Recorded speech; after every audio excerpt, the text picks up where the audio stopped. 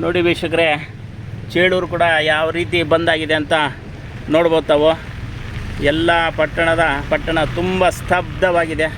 ರಸ್ತೆಯಲ್ಲಿ ಕೂಡ ಯಾರೂ ಓಡಾಡ್ತಾ ಇಲ್ಲ. ಬಾಗೇಪಲ್ಲಿ ಜನಗಳಾದರೂ ಓಡಾಡ್ತಾ ಇದ್ರು ರಸ್ತೆಗಳಲ್ಲಿ. ಇಲ್ಲಿ ಯಾವುದೇ ಒಂದು ರೀತಿಯಲ್ಲಿ ಜನಸಾಮಾನ್ಯರು ಕೂಡ ಹೆಚ್ಚಾಗಿ ಓಡಾಡ್ತಾ ಇಲ್ಲ. ಕಾರ್ಯಕರ್ತರು ಮುಖಂಡರು ಮಾತ್ರ ಓಡಾಡ್ತಾ ಇದ್ದಾರೆ. ನೋಡಿ ಬೆಸ್ಕಾಂ ಇದು ಕೂಡ ಬಾಗಿಲಾಗ್ತಿದೆ. ನೋಡಿ ಇಲ್ಲಿ ಎಲ್ಲ ಯಾವುದೇ ಒಂದು ಅಂಗಡಿ ಮುಗ್ಗಟ್ಟುಗಳನ್ನ ಕೂಡ ತಾವು ನೋಡಬಹುದು. ನೋಡಿ ರಾಮದೇವ್ ಜ್ಯುವೆಲರ್ಸ್ ಆಗಿರ್ಬೋದು, ನಮ್ಮ ಫೈನಾನ್ಸ್ ಆಗಿರ್ಬೋದು, ಯಾವುದೇ ಒಂದು ಅಂಗಡಿಗಳು ಕೂಡ ಆಗಿಲ್ಲ. ತಾವು ನೋಡ್ಬೋದು ಬೀದಿ ಬದಿ ವ್ಯಾಪಾರಿಗಳು ಕೂಡ ಪಾಪ ಒಬ್ಬರು ತೆಗೆದಿಲ್ಲ. ಈ ಒಂದು ಸರ್ಕಲಲ್ಲಿ ನಾವು ನೋಡ್ಬೋದು ಯಾವುದೇ ಅಂಗಡಿ ಮುಂಗಟ್ಟುಗಳು ತೆಗೆದಿಲ್ಲ. ನೋಡಿ ಇದು ತಿರುವು, ನಮ್ಮ ಚೇಳೂರು ತಿರುವು ಸರ್ಕಲ್ಲಲ್ಲಿ ಕೂಡ ನೋಡಿ ಯಾವುದೇ ಒಂದು ಅಂಗಡಿಗಳು ತೆಗೆದಿಲ್ಲ. ರಸ್ತೆಗಳು ಯಾವುದೇ ಚೇಳೂರಲ್ಲಿ ಈ ರೀತಿ ಬಿಕೋ ಅನ್ನೋವಂಥ ರಸ್ತೆಗಳಿರಲ್ಲ. ತುಂಬ ಜನಸಂದಣಿಯಿಂದ ಇರ್ತಕ್ಕಂಥದ್ದು. ಇನ್ನು ಮೆಡಿಕಲ್ ಶಾಪ್ ಒಂದಿದೆ, ಅಷ್ಟು ಬಿಟ್ಟರೆ ಇನ್ಯಾವುದು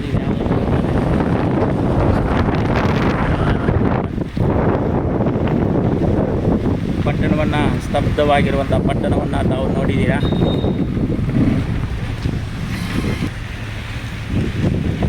ನೋಡಿ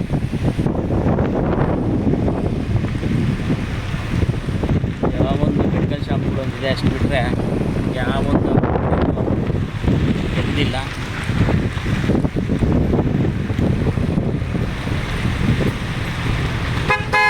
ಮುಖ್ಯ ರಸ್ತೆ, ಜೋಡಿ ರಸ್ತೆ, ಇಲ್ಲಿ ಕೂಡ ಚೇಳೂರು ಪಟ್ಟಣ. ಇಲ್ಲಿ ಕೂಡ ನೋಡಿ ನೀವು ಆವಾಗಲೇ ತೋರಿಸ್ದಂಗೆ ಯಾವುದೇ ಒಂದು ಅಂಗಡಿ ಕೂಡ ಇಲ್ಲ. ಬಸ್ಸುಗಳು ಕೂಡ ಯಾವುದೂ ಬಂದಿಲ್ಲ. ವಾಹನ ಸಂಚಾರ ಕೂಡ ಸ್ತಬ್ಧವಾಗಿದೆ. ಯಾರೋ ಒಂದೇ ಒಂದು ತೆಗೆದಿದ್ದಾರೆ, ಬೇರೆ ಇನ್ಯಾವುದು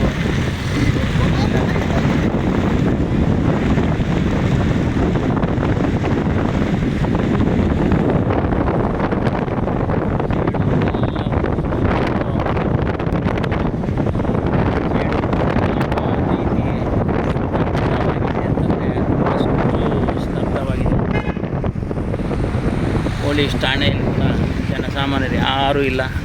ನಾವು ನೋಡ್ಬೋದು.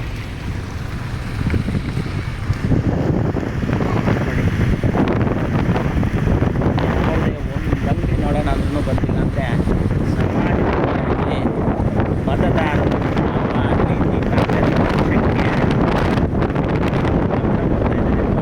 ಕಾಂಗ್ರೆಸ್ ಪಕ್ಷಕ್ಕೆ ಯಾವ ರೀತಿ ಬೆಂಬಲ ಕೊಡಬೇಕು ಅಂತ ಯೋಚನೆ ಇರ್ತಾರೆ. ಏನು ಎಲ್ಲ ಸ್ತಬ್ಧವಾಗಿದೆ. ಪಟ್ಟಣ ಪೂರ್ತಿನ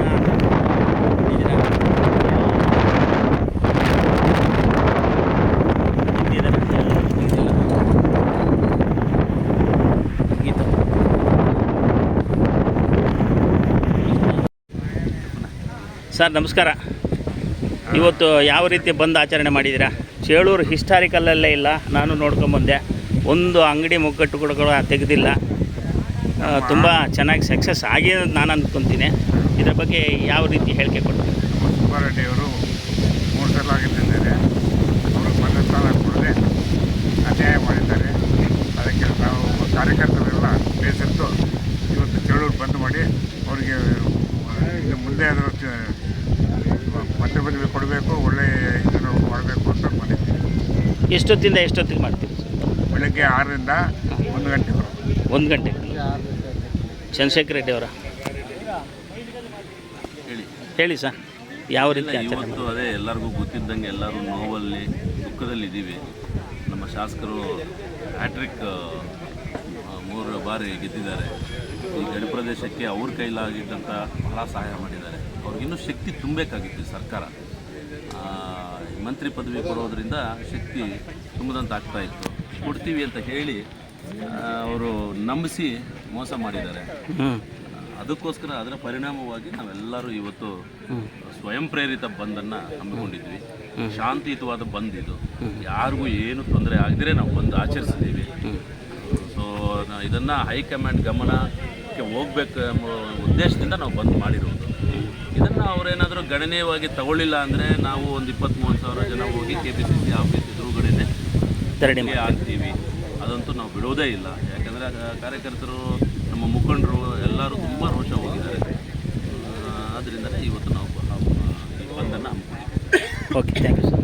ಸ್ವಾಮಿಗಳ ತಾವು ನಾನು ಮೊದಲನೇದಾಗಿ ಚೇಳೂರಿನ ಎಲ್ಲ ವರ್ತಕ ಸಂಘದವರಿಗೂ ಮತ್ತು ಬೀದಿ ಬದಿ ವ್ಯಾಪಾರಿಗಳಿಗೂ ಪಕ್ಷದ ಪರವಾಗಿ ನನ್ನ ವೈಯಕ್ತಿಕ ಪರವಾಗಿ ಧನ್ಯವಾದಗಳನ್ನು ಅರ್ಪಿಸ್ತೇನೆ. ಯಾಕೆಂದರೆ ಅವರ ಸಹಕಾರ ತುಂಬ ಮನಸ್ಸಿಗೆ ಒಂದು ಖುಷಿ ಕೊಡ್ತದೆ. ಯಾಕಂದರೆ ನಮ್ಮ ಬೇಸರದ ಮಧ್ಯೆ ಅವರ ಸಹಕಾರ ಮನಸ್ಸಿಗೆ ಸ್ವಲ್ಪ ತೃಪ್ತಿ ಆಯಿತು. ಸೊ ಇನ್ನು ಎರಡನೇದಾಗಿ ಸುಬ್ಬಾರೆಡ್ಡಿ ಅವ್ರ ಬಗ್ಗೆ ಹೇಳಬೇಕಾಗಿಲ್ಲ, ಕೊಟ್ಟ ಮಾತನ್ನು ತಪ್ಪಿದ್ದಾರೆ. ನನ್ನ ಒಂದು ವೈಯಕ್ತಿಕ ಅಭಿಪ್ರಾಯ ಏನಪ್ಪ ಅಂದರೆ ಇನ್ನು ಅವ್ರೇನು ಮಾಡೋಕ್ಕೆ ಸಾಧ್ಯ ಆಗೋದಿಲ್ಲ, ಗೊತ್ತಿದೆ. ಕಾನ್ಸ್ಟಿಟ್ಯೂನ್ಸಿ ಡೆವಲಪ್ಮೆಂಟ್ಗಾದರೂ ಹೆವಿ ಅಮೌಂಟನ್ನು ಬಜೆಟನ್ನು ಕೊಡಲಿ ಅನ್ನೋದೊಂದೇ ರಿಕ್ವೆಸ್ಟ್. ಎರಡನೇದು 2 ಮಿನಿಟ್ಸಲ್ಲಿ ನಾನು ರಿಸೈನ್ ಅಕ್ಸೆಪ್ಟ್ ಮಾಡ್ತೀನಿ ಅಂತ ಹೇಳಿದ್ರು DK ಶಿವಕುಮಾರ್. ಅದು ತುಂಬ ಬೇಸರ. ಯಾಕೆಂದರೆ ಸಾವಿರಾರು ಕಾರ್ಯಕರ್ತರು ಕಷ್ಟಪಟ್ಟು ಒಂದು MLA ಗಿರಿ ಮಾಡೋದು, ಹೌದು, ಇಷ್ಟು ಮನಸ್ಸನ್ನು ಗಾಯಪಡಿಸೋದು ಅದು ಅವರಿಗೆ ಸೂಕ್ತವಲ್ಲ, ಅವರ ಸ್ಥಾನಕ್ಕೂ ಸೂಕ್ತವಲ್ಲ ಅನ್ನೋದನ್ನು ಬಹಳ ವಿನಯಪೂರ್ವವಾಗಿ ಹೇಳ್ತಾರೆ. Okay, thank you sir. Thank you sir. Mahadev Reddy ಅವರ ತಾವು ಸರ್.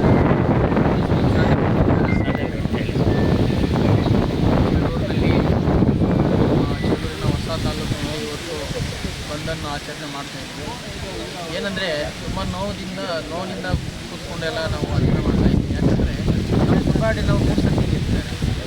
ಅವ್ರಿಗೆ ನಮ್ಮ ಗಡಿ ಭಾಗದಲ್ಲಿ ಪಾಪ ಮದುವೆಗಳು ಮಾಡ್ತಾನೆ, ಬಡ ಜನರಿಗೆಲ್ಲ ತುಂಬ ಸಹಾಯಗಳು ಮಾಡ್ತಾನೆ, ಅವರ ಶಕ್ತಿಯಿಂದ ಸಹಾಯಗಳು ಮಾಡ್ತಾನೆ. ಬಟ್ ಆದರೆ ಇನ್ನೂ ಮಂತ್ರಿ ಇದು ಕೊಟ್ಟಿದ್ದರೆ ಇನ್ನೂ ಒಂದಷ್ಟು ಶಕ್ತಿ ಬಂದು ನಮ್ಮ ಗಡಿ ಭಾಗದಲ್ಲಿ ತುಂಬ ಇನ್ನೂ ಡೆವಲಪ್ಮೆಂಟ್ ಆಗಬೇಕಾಗಿತ್ತು. ಕೈಯಲ್ಲಿ ಆಗುತ್ತಂತ ನಾವು ಕಲಿಸ್ಕೊಂಡಿದ್ವಿ.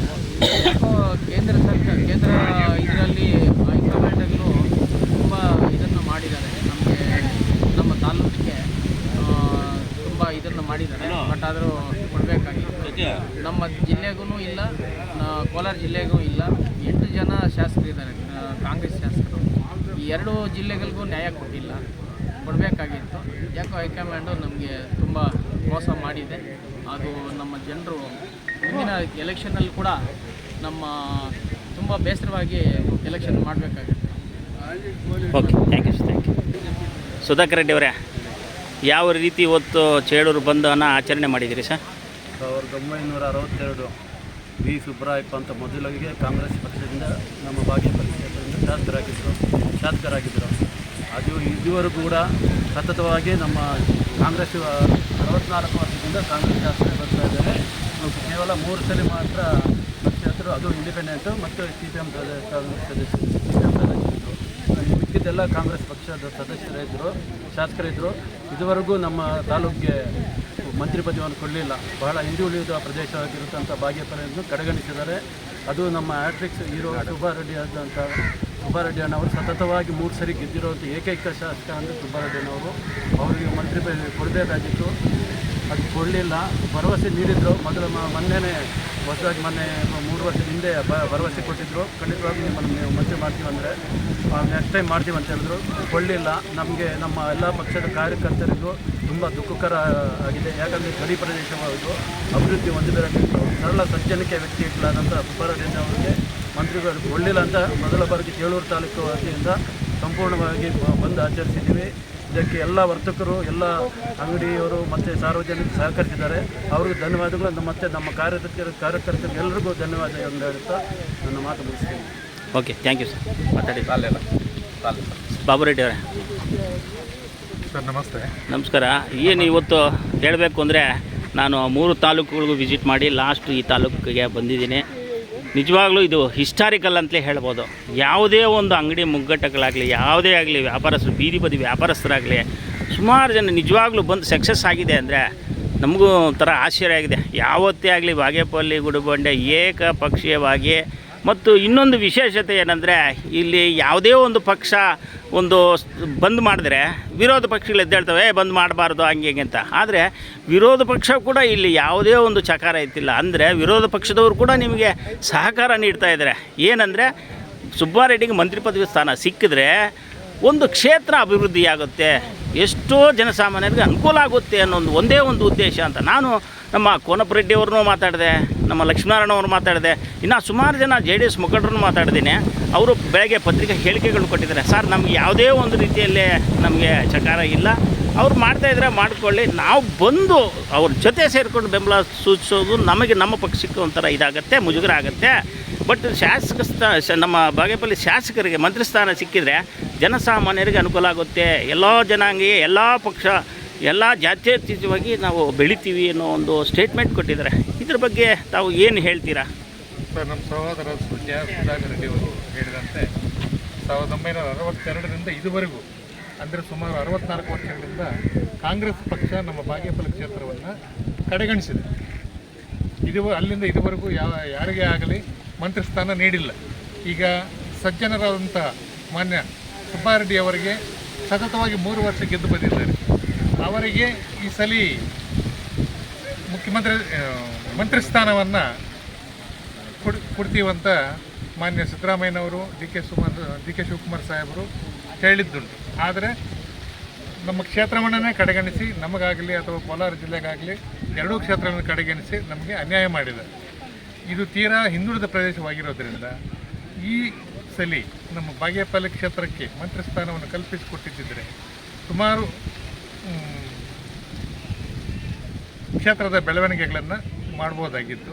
ಆದರೆ ನಮಗೆ ಅನ್ಯಾಯ ಮಾಡಿದ್ದಾರೆ. ಇದು ಒಂಥರ ರೈತರಿಗೆ ಅನ್ಯಾಯ ಮಾಡಿದಂಗೆ, ನಿಜವಾಗ್ಲೂ ಹೇಳ್ತೀನಿ. ಓಕೆ, ತುಂಬ thank you sir. Thank you. ನೋಡಿ ವೀಕ್ಷಕರೇ, ಈ ಹೈಕಮಾಂಡ್ಗೆ ಯಾವ ರೀತಿ ಈ 3 ತಾಲೂಕುಗಳ ಜನತೆ ಮತ್ತು ಮತದಾರರು ಶೆಡ್ಡು ಹೊಡೆದು ನಿಂತಿದ್ದಾರೆ. ಮತ್ತು ಇವತ್ತೇ ಅಲ್ಲ, ನಾವು ಮುಂದಕ್ಕೆ ಕೂಡ KPCCI ಏನು ಕಚೇರಿ ಇದೆ, ಕೇಂದ್ರ ಕಚೇರಿ ಇದೆ, ಆ ಕೇಂದ್ರ ಕಚೇರಿ ಹತ್ರ ಕೂಡ ನಾವು ಬಿಡೋದಿಲ್ಲ, ಮಂತ್ರಿ ಸ್ಥಾನ ಕೊಡೋವರೆಗೂ ಬಿಡಲ್ಲ. ನಾವು ಸುಮಾರು ಜನ ಕಾರ್ಯಕರ್ತರು ಮುಖಂಡರು ಹೋಗಿ ನಾವು ಧರಣಿ ಮಾಡ್ತೀವಿ ಅನ್ನೋಂಥ ಹೇಳಿಕೆಗಳು ಕೊಟ್ಟಿದ್ದಾರೆ.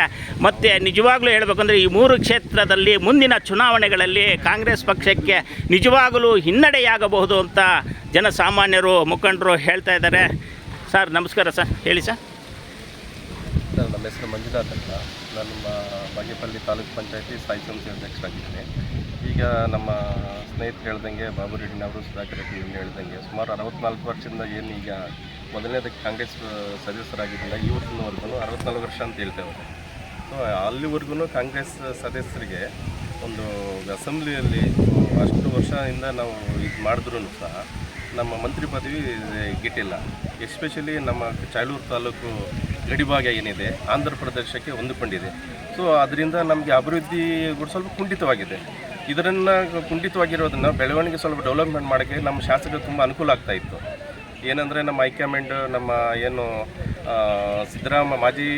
ಮಾಜಿ CM ಸಿದ್ದರಾಮಯ್ಯ ಸಾಹೇಬರು ಮತ್ತು ಈಗಿನ CM ಆಗಿರ್ತಕ್ಕಂಥ DK ಶಿವಕುಮಾರ್ ಸಾಹೇಬ್ರೂ ಸಹ ಇವರಿಗೆ ವಿಶ್ವಾಸ ಕೊಟ್ಟಿದ್ದರು, ಏನೋ ಖಂಡಿತವಾಗಿಯೂ ಮಂತ್ರಿ ಸ್ಥಾನ ಕೊಡ್ತೀವಂತ.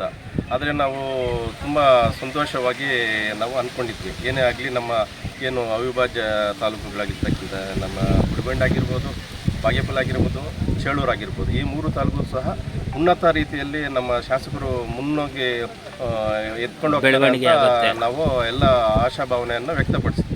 ಆದರೆ ನಮ್ಮದು ನಿರಾಸಕ್ತಿ ಆಗಿದೆ. ಆದ್ದರಿಂದ ನಾವು ಏನೀಗ ನಮ್ಮ ಕಾರ್ಯಕರ್ತರ ಒಂದು ಇದರಿಂದ ನಾವು 3 ತಾಲೂಕುಗಳನ್ನು ಯಶಸ್ವಿಯಾಗಿ ಸಹ ಬಂದಾಗಿದೆ.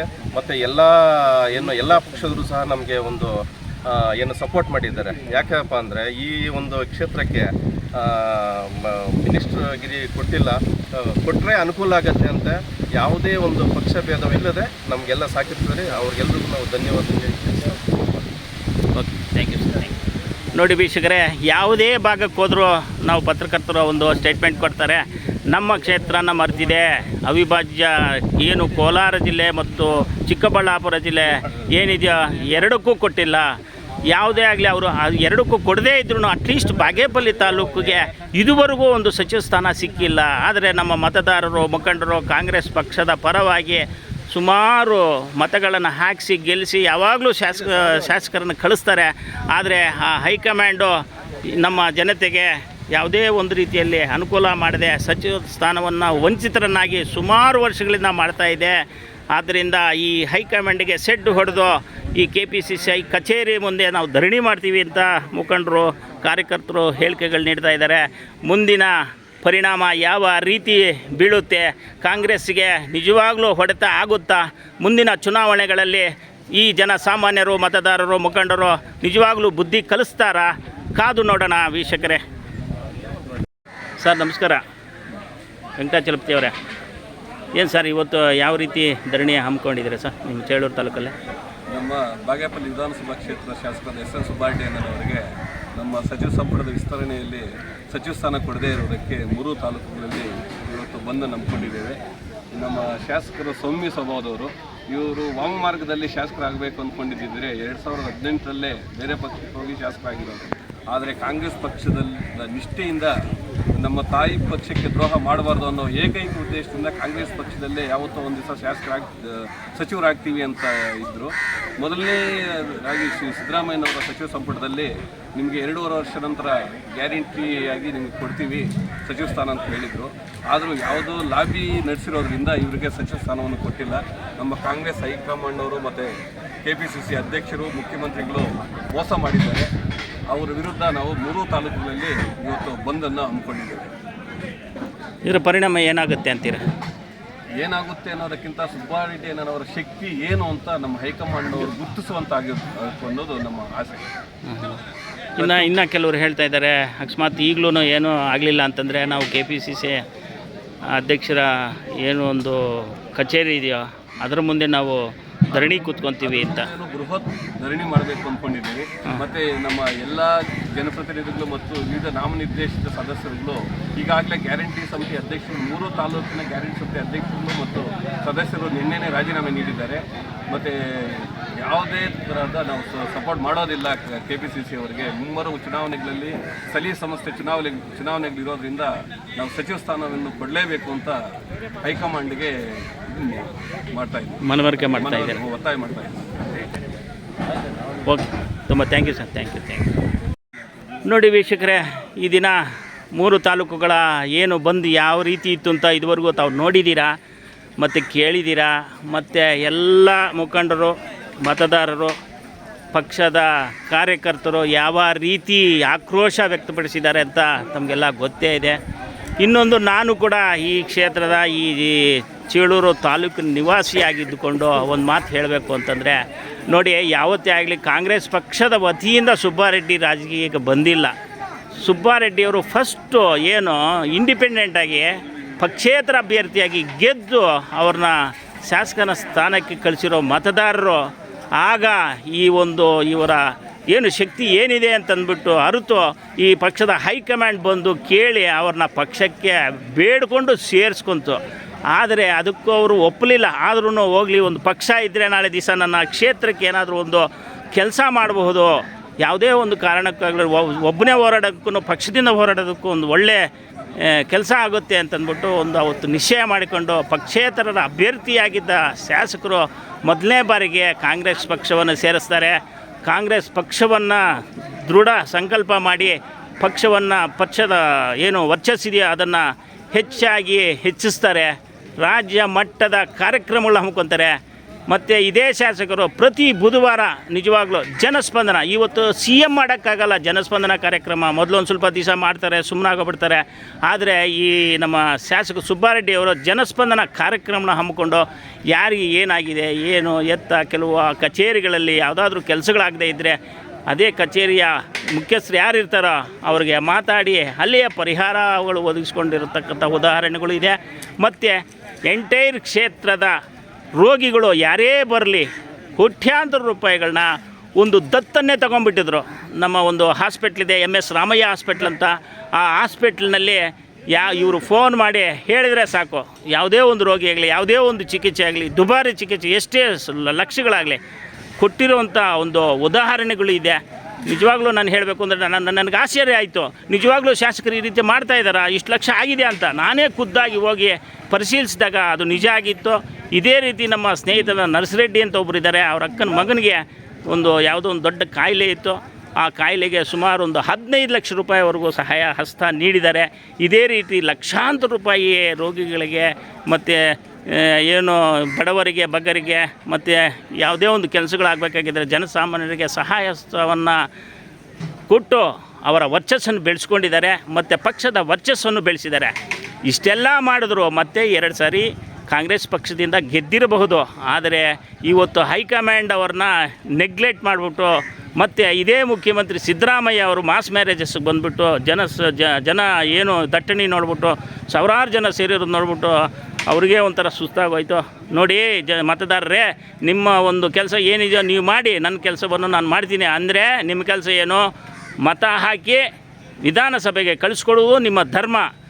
ನಾನು ಇವರಿಗೆ ಶಾಸಕರನ್ನ ಏನೋ ಒಂದು ಒಳ್ಳೆಯ ಪದವಿಯನ್ನು ಕೊಟ್ಟು ಮಂತ್ರಿ ಸ್ಥಾನವನ್ನು ಕೊಟ್ಟೋದು ನನ್ನ ಒಂದು ಕೆಲಸ ಅಂತಂದರು. ಅವತ್ತು ಇಷ್ಟೆಲ್ಲ ಪ್ರಮಾಣ ಮಾಡಿದಿರ, ಎಲ್ಲರ ಮುಂದೆ ಮಾತು ಕೊಟ್ಟಿದ್ದೀರಲ್ಲ ಸಿದ್ದರಾಮಯ್ಯ ಅವರೇ, ಇವತ್ತೇನಾಯಿತು ನಿಮ್ಮ ಮಾತು ಅಂತ ಜನಸಾಮಾನ್ಯರು ಕೇಳ್ತಾ ಇದ್ದಾರೆ.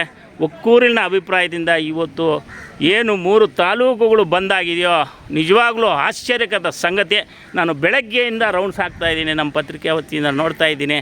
ಜನಸಾಮಾನ್ಯರಲ್ಲಿ ಏನು ಮತದಾರರಲ್ಲಿ ಯಾವ ರೀತಿ ಆಕ್ರೋಶ ಇದೆ ಅಂದರೆ ಆ ರೀತಿ ಆಕ್ರೋಶ ಇದೆ. ಈ ಆಕ್ರೋಶಕ್ಕೆ ಏನಾದರೂ ಡಿ ಕೆ ಶಿವಕುಮಾರ್ ಆಗ್ಬೋದು, ಮಲ್ಲಿಕಾರ್ಜುನ್ ಖರ್ಗೆ ಅವರಾಗ್ಬೋದು, ರಾಹುಲ್ ಗಾಂಧಿ ಅವರಾಗ್ಬೋದು, ಈ ಒಂದು ಚಿತ್ರಾವಳಿಗಳನ್ನು ನೋಡಿ ಹಿಸ್ಟಾರಿಕಲ್ಲಾಗಿ ಈ ಒಂದು ತಾಲೂಕು ಸುಮಾರು ವರ್ಷಗಳಿಂದ ಹಿಂದೆ ಬಿದ್ದಿದೆ. 3 ತಾಲೂಕುಗಳು ಗಡಿನಾಡಾಗಿದ್ದು, ಈ ಗಡಿನಾಡಿಗೆ ನೀವು ಯಾಕೆ ಆ ಥರ ತಾತ್ಸರ ಮಾಡ್ತೀರಾ? ಈಗ ಒಳ್ಳೆಯ ಶಾಸಕರಿದ್ದಾರೆ ಅಂಥವ್ರು ನೀವು ಏನು ಮಂತ್ರಿ ಸ್ಥಾನ ಕೊಟ್ಟರೆ ಜನಸಾಮಾನ್ಯರಿಗೆ ಮತ್ತು ರೈತಾಪಿ ವರ್ಗಕ್ಕೆ ತುಂಬ ಅನುಕೂಲಗಳಾಗುತ್ತೆ. ಇಲ್ಲಿ ಮಾಡಬೇಕಾಗಿರೋದ ಕೆಲಸಗಳು ಸುಮಾರಿದೆ. ಅದೇ ನೀವು ಏನು ಅಭಿವೃದ್ಧಿ ಹೊಂದಿರತಕ್ಕಂಥ ಮೈಸೂರು ಆಗ್ಬೋದು, ಕನಕಪುರ ಆಗ್ಬೋದು, ಇನ್ನು ಒಳ್ಳೊಳ್ಳೆ ಜಿಲ್ಲೆಗಳಿಗೆ ಸ್ಥಾನಮಾನಗಳನ್ನ ಕೊಡ್ತೀರಲ್ಲ. ಈಗ 2 ಜಿಲ್ಲೆ ಏನು ಪಾಪ ಮಾಡಿದೆಯಾ? ಅಲ್ಲ ರೀ, ಕೋಲಾರ ಜಿಲ್ಲೆ ಚಿನ್ನವನ್ನು ಕೊಟ್ಟಿರ್ತಕ್ಕಂತಹ ನಾಡು ನಮ್ಮ ನಾಡು ಕೋಲಾರ ಜಿಲ್ಲೆ. ಅಂಥ ಒಂದು ನಾಡಿಗೆ ನೀವು ದ್ರೋಹ ಬಗೆತೀರ ಹೈಕಮಾಂಡ್ ಅಂತಂದರೆ ನಿಜವಾಗ್ಲೂ ಇಲ್ಲಿನ ಮತದಾರರು ಯಾವ ರೀತಿ ಮುಂದಿನ ಚುನಾವಣೆಗಳಲ್ಲಿ ಗೆಲ್ಲಿಸಬಹುದು ಅಂತಂದ್ಬಿಟ್ಟು ಅವ್ರ ನಿರ್ಣಯಗಳನ್ನ ಹೇಳ್ತಾ ಇದ್ದಾರೆ. ಇಷ್ಟಕ್ಕೆ ಬಿಡಲ್ಲ ಅಂತ ಹೇಳ್ತಾ ಇದ್ದಾರೆ. ಮುಂದೆ ನಿಮ್ಮ ಏನು ಕಚೇರಿ KPCC ಕಚೇರಿ ಇದೆಯಲ್ಲ, ಕೇಂದ್ರ ಕಚೇರಿ, ಅಲ್ಲಿ ಕೂಡ ಬಂದು ಧರಣಿ ಮಾಡ್ತೀವಿ ಅಂತ ಸೆಡ್ಡು ಹೊಡೆದಿದ್ದಾರೆ ಪಕ್ಷಕ್ಕೆ. ಈಗಾದರೂ ಈ ಒಂದು ಪಕ್ಷದ ಹೈಕಮಾಂಡು ಜನಸಾಮಾನ್ಯರಿಗೆ ಹತ್ತಿರ ಆಗುತ್ತೋ, ಮುಂದಿನ ಚುನಾವಣೆಯಲ್ಲಿ ದೂರ ಆಗುತ್ತೋ ಕಾದು ನೋಡೋಣ ವೀಕ್ಷಕರೇ. ಥ್ಯಾಂಕ್ ಯು ಸರ್, ಎಲ್ರಿಗೂ ವಂದನೆಗಳು.